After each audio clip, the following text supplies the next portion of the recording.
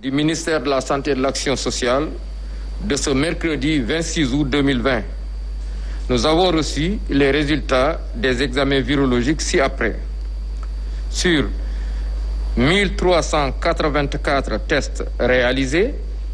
130 sont revenus positifs,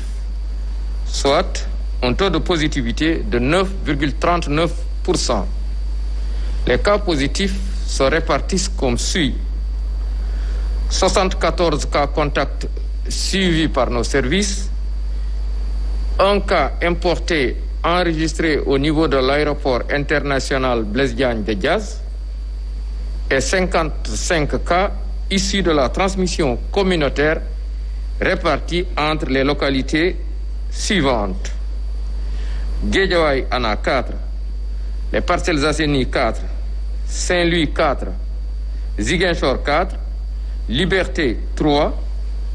Mbao 3, Mariste 3, Thiès 3, Touba 3, Dieuppeul 2, Kaolack 2, Mbour 2, Ndofane 2, Ouakam 2, Tivaouane 2, Sicap Baobab 1, Cité Keur Gorgui 1, Kanel 1, Kédougou 1, Keur Massar 1, Mamel 1, Matam 1, Mermoz 1, Rufisque 1,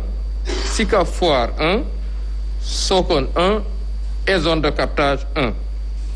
137 patients hospitalisés ont été contrôlés négatifs et déclarés guéris. 43 cas graves sont pris en charge dans nos services de réanimation. Un décès a été enregistré ce mercredi 25 août 2020. L'état des autres patients hospitalisés est jugé stable. À ce jour, 13 186 cas ont été déclarés positifs, dont 8 852 guéris,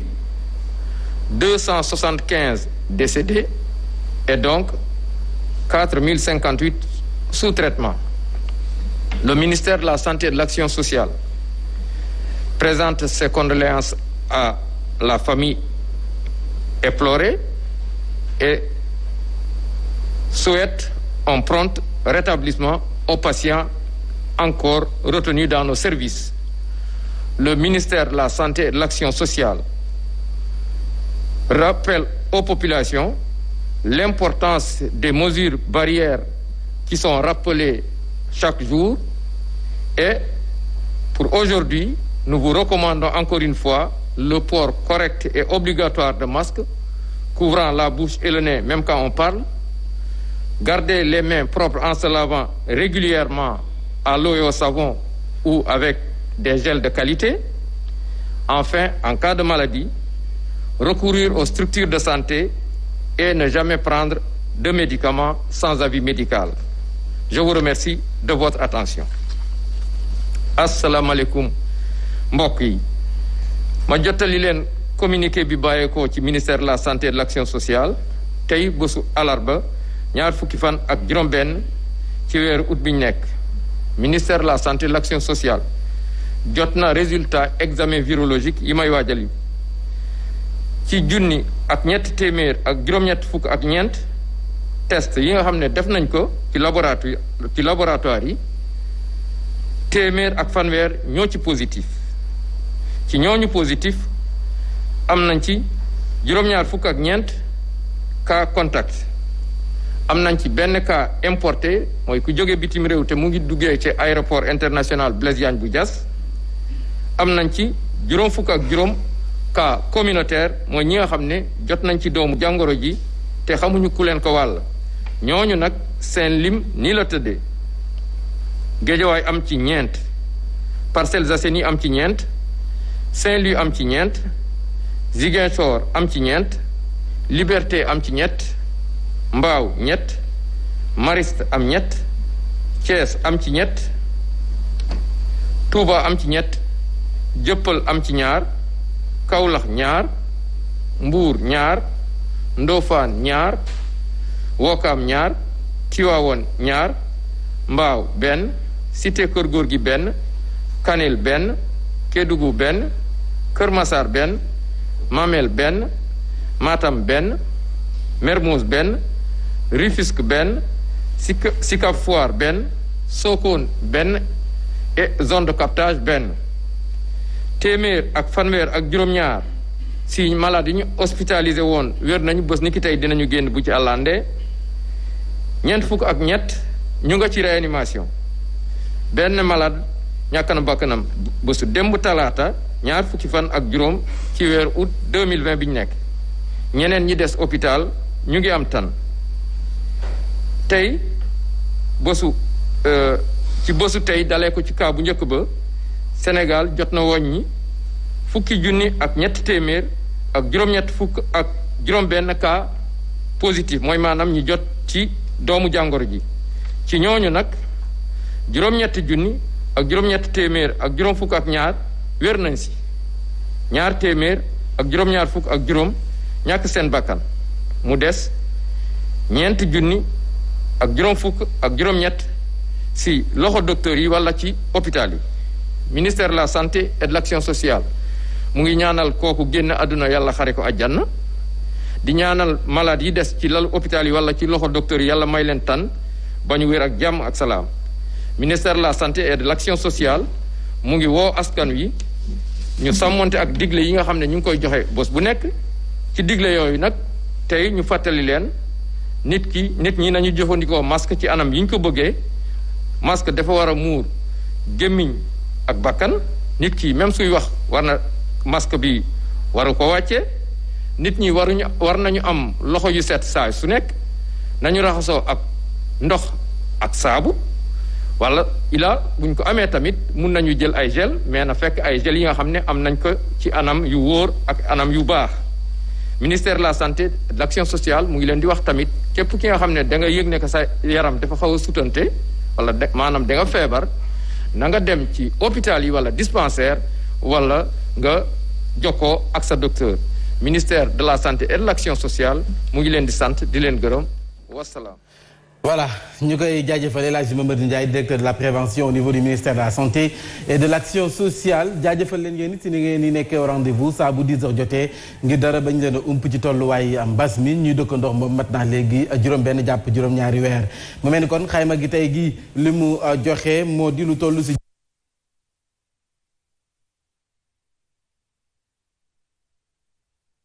nekk nañu si ñoom jàngoro ji si ñooñee 74 yi. xam nañ ñi leen wàll am importé nga xam ne ni mi ngi jaare aéroport international Diagne juróom gox yi may bëgg lim bokk na ca Guédiawaye ñeent la ñu ko wàññal tey jii Parcelles Assainies Saint-Louis Ziguinchor wàññal tey jii Liberté wàññal ko ñett Mbao Mariste les Maristes 3 cas communautaire Thiès ñett Tambacounda wala Touba ñett Jëppal ñaar ci ay cas communautaire la ñu ko wàññal tuuti wala sax tey jii naka noonu sa Mbour ñaar Kaolack ak Ndofane naka noonu Wakam Tivaouane Sicap Baobab Cité Kër Gorgui foofee wala sax waaw ñooñu ñaar lañ leen wàññal mu mel ni kon nag Kanel benn Rufisque Sicap Foire zone de captage Mermoz jàpp fi nga xam ne moom mooy Sokone ñoom nag tey jii benn cas communautaire la ñu leen wàññal bokk na ci yeneen gox yu nga xam ne tey jii bokk nañu ci cas communautaire yi mu mel ni kon téeméer ak fanweer ak juróom-ñaar faj nañu leen bën wéer ñeent fukk ak ñett dañoo lott jamono ji ba nekk Sowétas kenn moo si ñàkk bakkanam loolee ni ki démb la te mbas mi moo ko yóbbu mu mel ni kon bi mbas mi duggee Sénégal ak léegi jàpp juróom benn weer bay bëgg a yegg kon si juróom-ñaari weer yi jàpp leen toll fukk ju neex ñett yi toftal téeméer ak juróom-ñetti fukk ak juróom-benn si ay doomu aadama la laal si ñoon yee nag juróom-ñetti junni yi toftal juróom-ñetti téeméer ak juróom fukk ak ñaar faj nañu leen ba nu wér ñaar téeméer ak juróom fukk ak juróom-ñaar fukk ak juróom 275 ñoo si ñàkk seen bakken jamono ji nag ñu ñuy faj te wëragunu ñu tëdd si lalu hôpitaux yi ñu ngi toll si ñeenti junni yi toftal juróom fukk ak juróom-ñett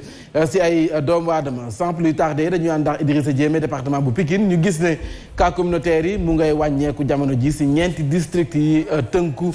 ci département bu Pikine Idrissa Diémé maa ngi lay nuyu. Mbaye maa lay fay di wax ni rek tey point du jour bésu mercredi bi lay daanaka dañuy waxtaane lu jëmee ci wàllu cas issu de la transmission communautaire démb gis nañu que département bu Pikine amut benn cas boo xam ne jot nañ ko enregistré ci ñeenti district sanitaires yu nekk ci biir département ci fàttali nii mënees nañu wax ni démb moo nekk juróomeelu yoon ba mbas mi tàmbaleeg léegi ci biir réew mi ñu def le point sans pour autant benn cas ñu nekk ko ci biir département bu Pikine gis nañu que sax mënees nañu wax ni gannaaw le 23 foofee sax lañ gisoon ni que am na juróom-benn cas ci biir département bi mais le 24 gis nañu que benn cas kese lañ am boobee sax mbaaw lañ ko enregistré démb nag gisuñu benn cas kon donc mu wane ni que rek ñaari fan yi mënees nañu wax ni cas yi xaw na néew cas ici de la transmission communautaire yi ñu jot a enregistré ci biir département bu Pikine waaye loolu teewut nii Mambay mënees nañu wax ni ci biir département ci ñeenti district yi egg nañ ci 1102 cas ba mbas mi tàmbaleeg léegi mbaaw moom moo nekk ci kaw district sanitaire am ak juróomi commune am moom ne xam ngeen ni egg na ci 484 cas ba feebar bi tàmbaleeg léegi Kër Massar Darko moom ne egg na ci 278 Pikine ñëw ak 208 Yëmbal moo ko tëj district sanitaire am ak ñaari commune am yu ko composé moom mu ngi toll ci 132 cas yoo xam ne jot nañ ko enregistré ci wàllu coronavirus waaye moom leneen lañ ci yokk mooy gis nañ ni que geste barrière yi ñi ci bëri nangootuñ ko jëfee ndaxte yenn masque yi sax nit ñi takkootuñ ko wala sax distanciation sociale wala physique bu nit ñi doon wax am na ñu bëri jëfeetuñ ko ba léegi gis nañ ni que rassemblement mu ngi am rassemblement yi rawatina ngénte yeeg ñam seen kon donc mu wax ni que rek mbas maa ngi fi ñu wax ni que itam geste barrière yi faaw nit ñi nangoo di ko gàlle mu nekkoon tey point boo xam ne indi nañ leen ko ñu joxante dig daje sans doute suba ci beneen numéro lu ñeel wàllum point Covid. jërëjëf Idrissa Diémé ñu koy jaajëfal moo ñu defal le point du jour saa su ne bu 10h jotee sa département bu Pikine waaye nag fu soriwul dara diwaanu Ndakaaru Touba lay wala sax Thiès lay doon bu ñu waxee Thiès wax Tivaouane xam nga ne jël nañu dogal xalif bi ci gannaaw tam xarit ji le lendemain taalibe dañ fa daan dajaloo muy ziar bu ñu fa daan amal ren ji nag dañu ko annulé ndax tolluwaayu mbas mi mu nekkoon ab occasion ci Serigne Moustapha Sy ibn Serigne Abdoul Aziz Sy ngir nag mu ñaax askan wi ñu bàyyi xel bu baax matukaay yi ñu war a mën a jël ngir mucc ci mbas mi fii ci réewum Sénégal ñu teewlu ay kàddoom. jënkonteeg ay xew-xew jëm ci jàngoroy corona ku ne xam na ni tey adduna bi yëpp la lëmbe ba ca njëkk mooy feebar bi dugg na sunu réew mu ngi yaatu ñu ngi am yaakaar ni njaboot yi aju ci réew mi ñu ngi am conscience ci xam ni réew bu yeggee fii feebar toll nii lëmbe àdduna te yàlla defal ci sax chance sunu réew war nañu delluwaat nun ñëpp natt sunu responsabilité ci biir feebar bi ba ca njëkk mooy ñu topp mesure barrière yi nga xamante ni moom la docteur yi digle ndax Serigne Babacar Sy daf daan wax ni docteur yi ñoo nu gën a xam sunu yaram ki la gën a xam sa yaram moo la mën a wax fa ngay jaar ba faju kon topp seeni tegtal wax dëgg yàlla du toskare ci ab jullit yoon la jaadu na te it dafay participer ci sàmm kaaraangeem te sàmm sa kaaraange nag mu ngi bokk ci waslu àq ci sa bopp. ayja ñu koy jaajëfal moom Serigne Moustapha Sy ibn Serigne Abdoul Aziz Sy gis ngeen ñaax yi mu def jëm ci mbas mi ngir nag taalibe daal di koy moytu ñu fàttali leen laata rek ñuy tàggatoo mu mel ni kon nag tey xayma gi El Hadji Mamadou Ndiaye directeur de la prévention au niveau du ministère de la santé moom la ñu si àndaloon lu toll ci 1384 ci ay tests la ñu réalisé si ñooñee ñu gis ne 130 yi dañoo ñëw daal di positif 74 yi xam nañ ki leen wàll mu di ay cas contact am nañu cas importé bu nga xam ne nii mu ngi jaare ci aéroport international bu Blaise Diagne juróom fukk ak juróom ci ay cas communautaire la ñu am tey ji maanaam ñi leen wàll xamuñu ko mu mel ni Guédiawaye bokk na si ñeent lañ ko wàññal Parcelles Assainies ñeent Saint-Louis ñeent Ziguinchor ñeenti cas communautaire la ñu ko wàññal tey ji Liberté jàpp Mbao Les Maristes Thiès Touba foofee wala sax Tamba foofee ñetti cas communautaire la ñu leen wàññal tey jii mu mel ni it